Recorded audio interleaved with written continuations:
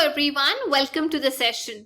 आज हम डिस्कस करने जा रहे हैं grade 7th Punjab school education board की science lesson number 7 weather, climate and adaptations of animals to climate कि जानवर जो हैं अपने आप को किस तरीके से एडजस्ट करते हैं एक पर्टिकुलर जगह के क्लाइमेट में। आपने कई बार देखा होगा जो हमारा वेदर है जो रोज चेंज होता है वो हमेशा सेम नहीं रहता। इवन दिन और रात में भी फर्क आता है। कई बार बहुत ज्यादा गर्मी और सूखा हो जाता है, कई बार गर्मी और चिपचिपापन होता है। कई जगहों पे जो क्लाइमेट है वो ऐसा भी नहीं होता, मतलब बहुत ज्यादा अलग किस्म का होता है। पर मैं आपको ये बताना चाहती हूँ क्लाइमेट और वेदर में बहुत फर्क होता है। एक जगह जहां पर सर्दी चल रही है, जरूरी नहीं है दुनिया की सारी जगह पे सर्दी चल रही हो सकता है दूसरे पार्ट में गर्मी चल रही हो। तो पहले हम ये समझते हैं कि ये वेदर क्या होता है और इस पे किन किन चीजों का असर होता है। जो रोज हमारे एटमॉस्फेयर में बदलाव आ रहे हैं, हवा के अंदर जो बदलाव आ रहे हैं, जो एक पर्टिकुलर जगह पे होती है, थोड़े ही पीरियड के लिए बेशक वो बदलाव आ रहे हैं, उसे हम वेदर कहते हैं। तो रोज जो है ये वेदर जो है चेंज होता है। कई बार गर्मी होती है, कई बार बादल आ जाते हैं, कई बार सूखी हवा चलने लग जाती है, कई बार धूप आ जाती है, हवा चलने लग जाती है, विंड के तौर पे बारिश आ जाती है। तो ये सारे फैक्टर्स हैं जो किसी जगह का वेदर बताते हैं। मतलब रोज चेंज हो सकता है। आप देखोगे कई बार एकदम से जो सूरज है वो हट के वहां बारिश आ जाएगी। जब दिन में क्लाउड कवर होता है यानी आसमान में बादल होते हैं तो आपको थोड़ा गर्मी कम लगती है, ठंड का एहसास होता है। लेकिन रात में जब आसमान में बादल आ जाते हैं तो आपको गर्मी का एहसास होता है। आपको पता है ऐसा क्यों होता है? मैं बताती हूँ।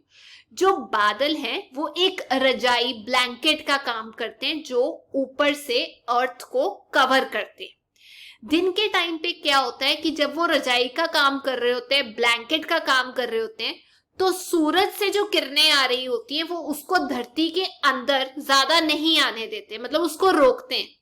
लेकिन रात के टाइम पे क्या होता है कि धरती जो दिन के टाइम पे सूरज की किरणें एब्जॉर्ब करता है, सोखता है, रात को वो वापस भेजता है उसको, अरे ये ले वापस। तो जब ऊपर क्लाउड कवर होता है, बादल होते हैं, तो ये बाहर नहीं जा पाती, मतलब हीट जो है धरती के अंदर से बाहर नहीं निकल पाती, तो इसीलिए वो अंदर ही रह जाती है। तो हमें जब रात में बादल होते हैं तो गर्मी का एहसास होता है। अब कौन कौन सी चीजें हैं, फैक्टर्स हैं जो एक जगह के वेदर को अफेक्ट करती हैं, उसमें 5 इंपॉर्टेंट चीजें आ जाती हैं। सबसे पहले सन। जो सूरज है वो पर्टिकुलरली एक प्राइम सोर्स है जिससे हम लोगों को रोशनी मिलती है, एनर्जी मिलती है, और जो किसी जगह के वेदर के बारे में बताता है कि वहां गर्मी होगी या वहां पर सर्दी होगी। दूसरा इंपॉर्टेंट पॉइंट है विंड। कहने का मतलब हवा। तो हवा कितनी चल रही है, मतलब हवा जब मोशन में होती है उसको हम विंड बोलते हैं। तो अगर तो हवा चल रही है तो वहां आपको ठंडी का एहसास होगा, लेकिन अगर हवा स्टिल है यानी कि रुकी हुई है तो आपको गर्मी लगेगी। होता है पंखा चल रहा है तो हवा सर्कुलेट हो रही है, अच्छा महसूस होता है। लाइट गई तो सबके पसीने छूट जाते हैं। तीसरा फैक्टर पानी, वाटर, बारिश, रेन या ह्यूमिडिटी, चिपचिपापन, ये एक वेदर को अफेक्ट करते हैं। तो एक जगह पे हवा में कितने वाटर वेपर्स हैं वो किसी जगह के वेदर को इन्फ्लुएंस करते हैं। अगर एक जगह के जो ऊपर एटमॉस्फेयर है, हवा है, उसमें वाटर वेपर नहीं है तो सूखा सूखा एहसास होगा, स्किन भी सूख रही होगी और वेदर जो है वो गर्म हो जाएगा। लेकिन अगर वाटर वेपर्स है तो टेम्परेचर ठीक रहता है। चौथा फैक्टर टेम्परेचर, तापमान की बात करते हैं। कई जगह पे तापमान बहुत ज्यादा हो जाता है, बढ़ जाता है, और कई जगह पे बहुत कम हो जाता है, हॉट या कूल। तो मॉडरेट टेम्परेचर की रेंज होती है, जो अच्छा मौसम होता है, 20 से 30 डिग्री के बीच में। पांचवा इंपॉर्टेंट फैक्टर है डिस्टेंस फ्रॉम सी या ओशन।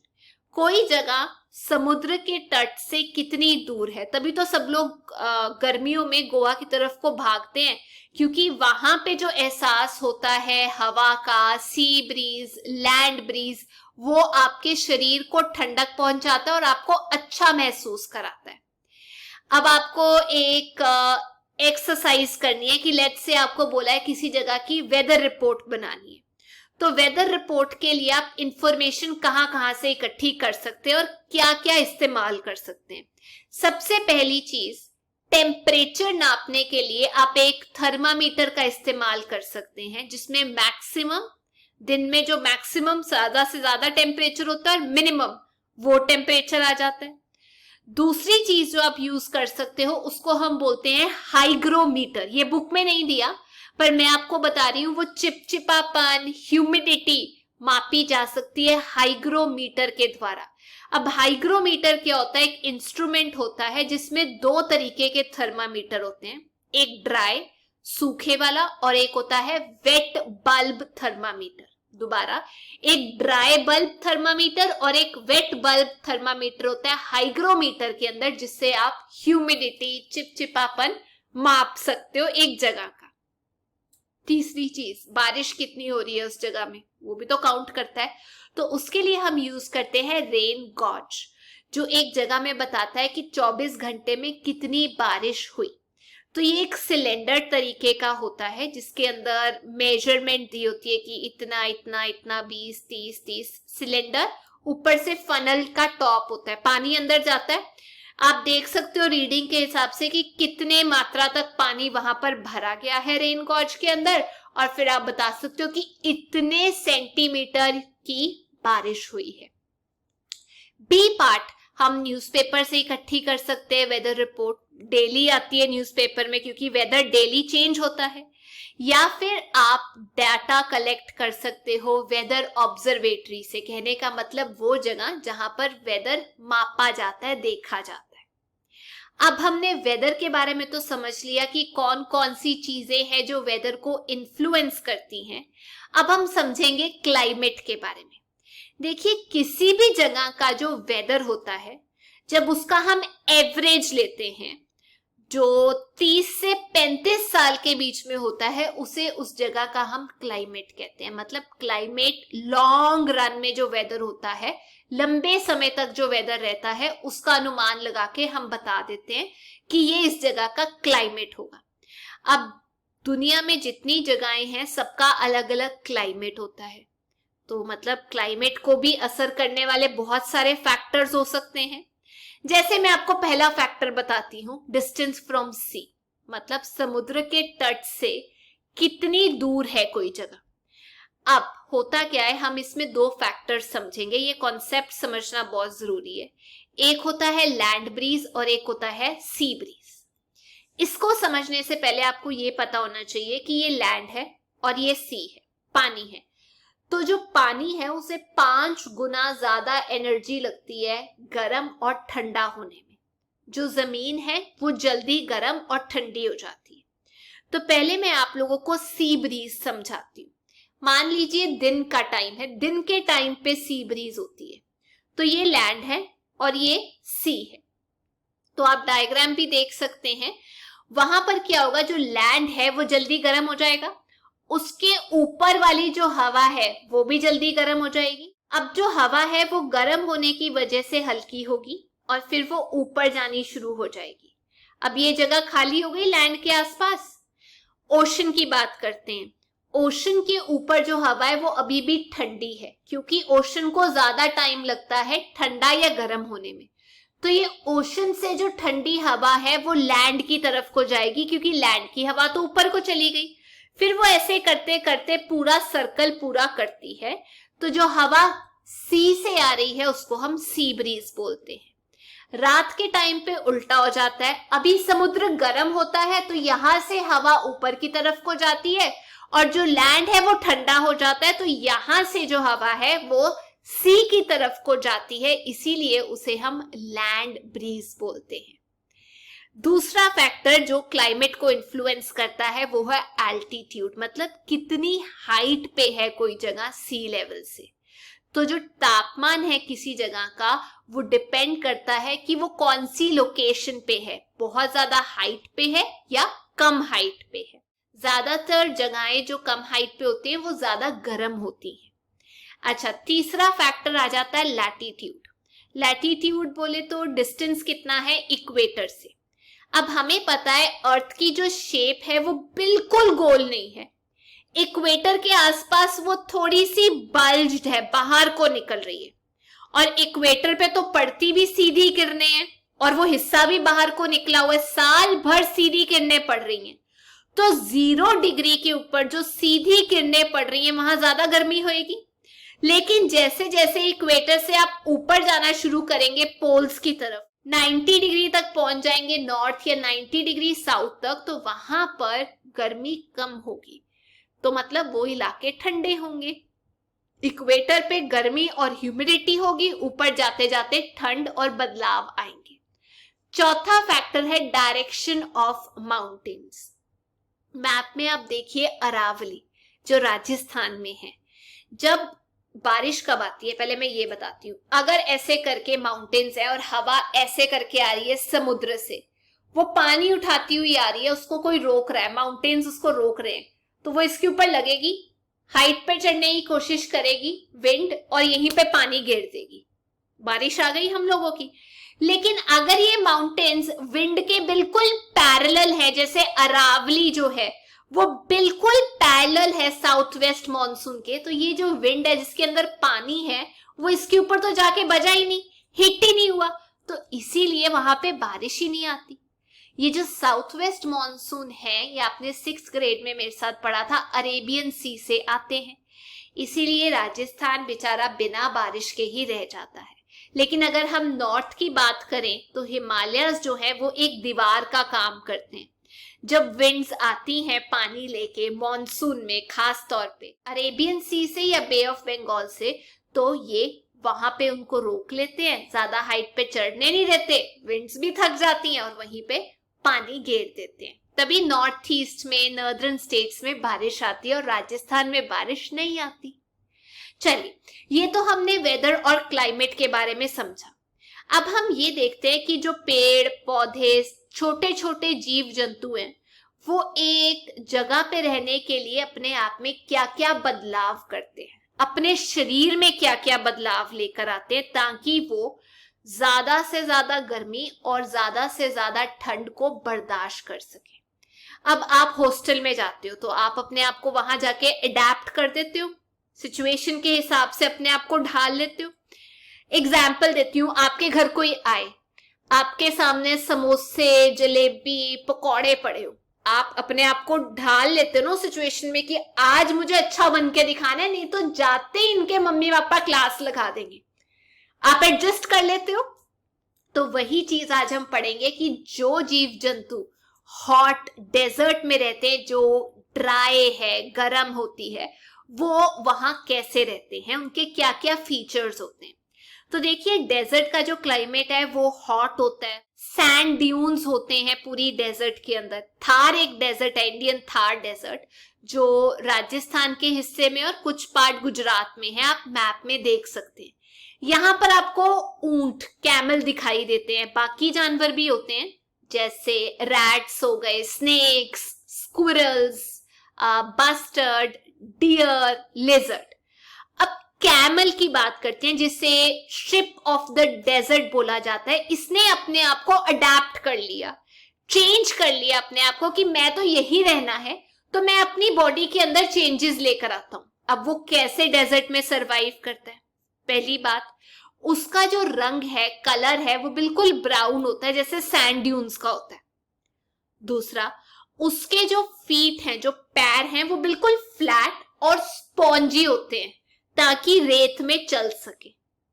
तीसरा, उसका जो नोज है, अगर आप ध्यान से देखें, नोज के ऊपर फ्लैप होता है ऐसे करके, जिससे नाक बंद हो जाता है और कोई भी कीड़ा मकोड़ा या मिट्टी नाक में बार बार नहीं जाती। चौथा, जब इसको पानी मिलता है तो खूब सारा पानी पी के ये बॉडी के अंदर एब्जॉर्ब कर लेता है। वो कई लोग बोलते हैं ना, ऊंट के ऊपर होता है पानी, वहां नहीं होता, वहां खाना, फैट स्टोर्ड होता है। तो ये बॉडी टिश्यूज के अंदर अलग अलग पार्ट्स में पानी स्टोर कर लेता है और काफी दिन तक बिना पानी के चल लेता है, सरवाइव कर लेता है। पांचवा, इसका जो हम्प होता है, ऊपर वाला मोटा उठा हुआ हिस्सा, उसके अंदर ये खाना या फैट स्टोर करता है। तो जब इसे खाना नहीं मिलता, ये वहीं से एनर्जी लेता है। छठवां, जो ये स्क्रीट करता है, यूरिन पास करता है अपनी बॉडी से बाहर, जो गंद निकालता है वो भी सूखा होता है ताकि कम से कम पानी इसकी बॉडी से बाहर निकले। तो डंग जो होता है, जैसे काउ डंग होता है, इसका भी जो गोबर होता है वो सूखा होता है। और सातवां, इसकी जो लेग्स है, लाते हैं, वो लंबी लंबी होती हैं ताकि वो गर्म रेत से ऊपर रख सके अपनी बॉडी को। तो देखिए कुदरत का करिश्मा। वैसे ही कोल्ड डेजर्ट में जो जानवर रहते हैं, कोल्ड डेजर्ट मतलब सूखा इलाका जहां टेम्परेचर बहुत कम होता है, आप कह सकते हैं -20 डिग्री सेल्सियस होता है, वहां पत्थर मिलते हैं, घास बहुत कम मिलता है वहां पे। इंडिया में भी कोल्ड डेजर्ट है, जैसे लद्दाख में है, जो नॉर्थ में है, लद्दाख से लेके लाहौल स्पीति तक जो हिमाचल प्रदेश में एरिया है। यहां पर कौन कौन से जानवर पाए जाते हैं? याक, शीप, हिली डॉग, गोट। कोल्ड डेजर्ट के अंदर भी हम लोगों को कैमल्स मिलते हैं, जो मेन एनिमल्स होते हैं। तो ये अब कोल्ड डेजर्ट में कैसे सरवाइव करते हैं, याक की बात करते हैं। आप इमेज में देख सकते हैं, इसकी बॉडी के ऊपर लंबे लंबे बाल होते हैं, फर होते हैं, जैसे कुत्ते के होता है। तो ये जो कलर है फर का, वो काला होता है क्योंकि वो क्या करता है, ज्यादा से ज्यादा हीट अपने अंदर एब्जॉर्ब कर लेता है। तभी बोला जाता है ना, गर्मियों में काले कपड़े मत डालो, बहुत ज्यादा गर्मी लगेगी। तो इसकी जो फर होती है वो काले रंग की होती है, जो इसके बॉडी को गर्म रखती है। तीसरा, इसके जो फीट हैं, जो पैर हैं, उसके जो टोज है तीखे तीखे होते हैं ताकि जो रास्ता है पहाड़ी, उसके ऊपर ये ऐसे आराम से चल सके अपने आप को पकड़ के। चौथा, इसकी स्किन के नीचे ना एक फैट की लेयर होती है, जिसकी वजह से इसकी जो बॉडी है वो गर्म रहती है, तभी ये ठंडी सिचुएशन में भी सरवाइव कर जाता है। तो स्किन के नीचे फैट की एक लेयर होती है जो इसको हेल्प करती है सरवाइव करने में। वैसे ही आप लोगों को एक और एरिया बताती हूँ, पोलर रीजन्स, जो पोल्स पे होता है, वहां तो बहुत ही ठंड होती है। लैटिट्यूड की बात की जाए तो 85 डिग्री नॉर्थ से लेके 90 डिग्री नॉर्थ, और नीचे भी 85 डिग्री साउथ से लेके 90 डिग्री साउथ लैटिट्यूड तक का एरिया जो है वो पोलर रीजन होता है। यहाँ इतनी ठंड होती है कि जो एरिया आर्कटिक ओशन का है नॉर्थ पोल के पास, और एंटार्क्टिक ओशन है साउथ पोल के पास, वो बर्फ से जमा रहता है साल भर। सूरज की किरणें कम पड़ती हैं, स्लांटिंग होती हैं। यहाँ पर कौन कौन से जानवर पाए जाते हैं? रेनडियर, पोलर बियर, पेंगुइन्स, ये यहाँ पाए जाते हैं। अब ये पोलर बियर्स अपने आप को कैसे अडेप्ट करते हैं? इनकी जो फर होती है वो व्हाइट कलर की होती है ताकि अपने आप को कैमोफ्लेज करना, छुपा सके स्नो के अंदर।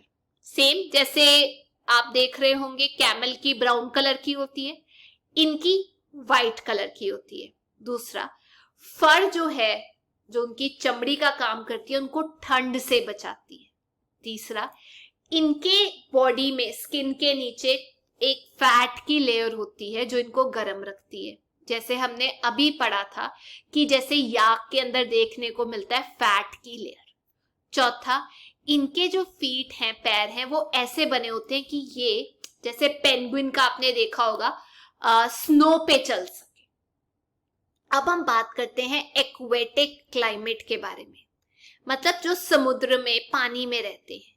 काफी जीव जंतु हैं जो समुद्र के अंदर रहते हैं, पानी में रहते हैं, जैसे व्हेल जो चल नहीं सकते। आपको बता देती हूँ, फिश हो गए, क्रैब हो गए, इन्वर्टिब्रेट्स हो गए, ये सब अपने आप को अडेप्ट करते हैं। एक बार इमेज देखना, स्ट्रीम लाइन शेप बॉडी होती है, आपको दिखाई देगा, जैसे फिश की हो गई, बर्ड्स की हो गई, जिससे उनकी बॉडी आसानी से स्विम या ऊपर आसमान में बर्ड्स जो हैं वो फ्लाई कर सकती हैं।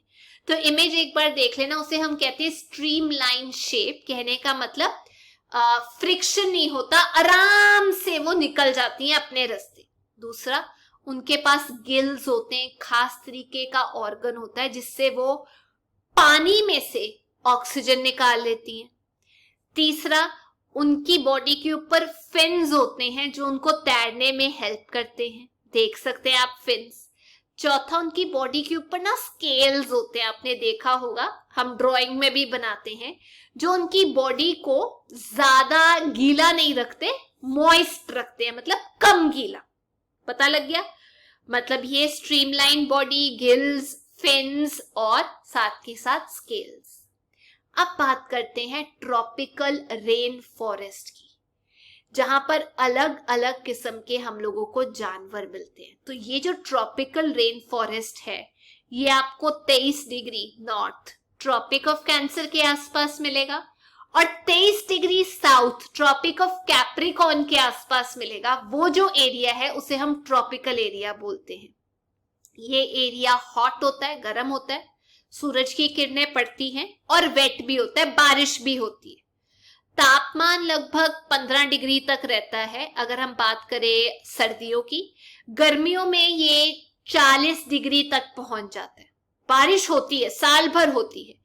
अब यहाँ पर खास बात यह है कि पेड़ों के ऊपर वाले हिस्से को कैनेपी बोला जाता है, मतलब खिलरा हुआ हिस्सा होता है।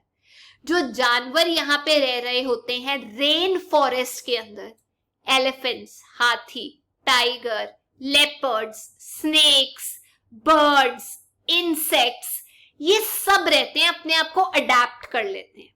जैसे 3 एग्जाम्पल देती हूं। पहला, क्रीपिंग हैबिट्स, जो क्रीप करते हैं, ऐसे ऐसे करके बिना लातों के चलते हैं। स्नेक्स, लिजर्ड, मॉनिटर लिजर्ड भी होती है, ये ऐसे करके रेंगते हुए चलते हैं। दूसरा, स्टर्डी बॉडी वाले, अच्छी बॉडी वाले, जिनकी मोटी चमड़ी होती है, जैसे एलिफेंट्स, गोरिल्ला, टाइगर, लेपर्ड्स। तीसरी वैरायटी होती है स्पेशल सेंसेस वाले, एकदम से जो निकल जाते हैं, जैसे आप ये कह सकते हो जिनकी आंखें बहुत तेज होती हैं, सेंस ऑर्गन, सुनने का बहुत तेज होता है उनके कान, और स्किन भी उनकी अलग अलग रंग ले सकती है ताकि वो, जैसे गिरगिट होती है, अपने आप को वहां पे छुपा सके। अब देखिए, प्रॉब्लम ये आ रही है कि हमने इतना सब कुछ पढ़ तो लिया, लेकिन क्या आपको पता है क्लाइमेट चेंज हो रहा है? खास तौर पे इन सालों में जो बदलाव देखने को आए हैं वो इंसानों के लिए अच्छे नहीं है। जो स्नोफॉल है कई जगह पे, उसका पैटर्न चेंज हो रहा है और उसके जिम्मेदार हम लोग हैं। क्या क्या कारण है इनके, आपको बहुत अच्छे से पता है। जैसे पॉपुलेशन बढ़ रही है तो एक्सेसिव कंजम्पशन हो रही है चीजों की, खास तौर पे फॉसिल फ्यूल्स की, कोल, पेट्रोलियम। हमारा लिविंग स्टैंडर्ड इतना हो गया कि हर चीज चाहिए। दूसरा, डिफॉरेस्टेशन, घर, बिल्डिंग, इंडस्ट्रीज, सड़कें बनाने के लिए पेड़ों को काटा जा रहा है। तीसरा, माइनिंग, खोद खोद के जमीन के नीचे से चीजें निकाली जा रही है, जिसकी वजह से फ्लड्स आ रहे हैं, नदियां अपना रूट चेंज कर रही हैं कि खोद के रख दिया, जो चीज थी निकाल ली और फिर उसको ऐसे ही छोड़ दिया। तो माइनिंग भी चेक करनी पड़ेगी। और चौथा, ग्लोबल वार्मिंग, ये जो डिफॉरेस्टेशन हो रही है ना, पेड़ काटे जा रहे हैं, फॉसिल फ्यूल्स का इस्तेमाल किया जा रहा है, हवा में गंद भरा जा रहा है, उसकी वजह से कार्बन डाइऑक्साइड हवा में ज्यादा हो रही है। अब ये कार्बन डाइऑक्साइड क्या करती है? ग्रीन हाउस गैस है। ये जो सन से रोशनी आती है, हीट आती है खास तौर पे, उसको इंफ्रारेड रेडिएशन को पकड़ लेती है, तापमान बढ़ा देती है धरती का। तो वो जो तापमान है बढ़ता जा रहा है, उसको हम ग्रीन हाउस इफेक्ट बोलते हैं। और उसकी वजह से जो ग्लेशियर्स है मेल्ट हो रहे हैं, कुछ हिस्से दुनिया के ग्लेशियर्स मेल्ट होने की वजह से जो पानी का लेवल बढ़ रहा है वो उसी में समा रहे हैं, खत्म हो रहे हैं छोटे छोटे आइलैंड्स।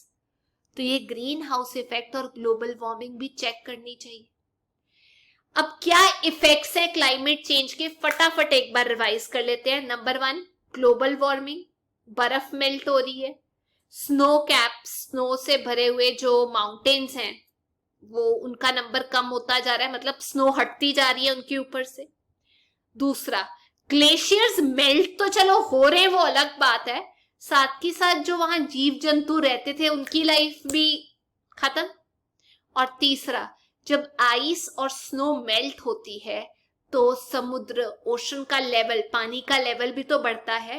तो जो कोस्ट पे या तट पे जो सिटीज हैं, जो लोग हैं, या जो लोग आइलैंड्स पे रहते हैं, वो तो उसी में समा जाएंगे, है ना, सबमर्ज कर जाएंगे। तो इसीलिए ये चीजें ध्यान रखनी चाहिए। तो ये थी आज की क्लास। अब जाने से पहले मैं आप लोगों को 2 क्वेश्चंस पूछना चाहती हूँ। पहला, ग्लोबल वार्मिंग क्या होती है? और दूसरा, कोई 3 कारण बताइए जो क्लाइमेट को अफेक्ट करते हैं। तो ये थी आज की क्लास। अगर आपको वीडियो अच्छा लगा, please make sure you like, share and subscribe. अब हम अगली क्लास में मिलेंगे। Till then, take care, bye bye.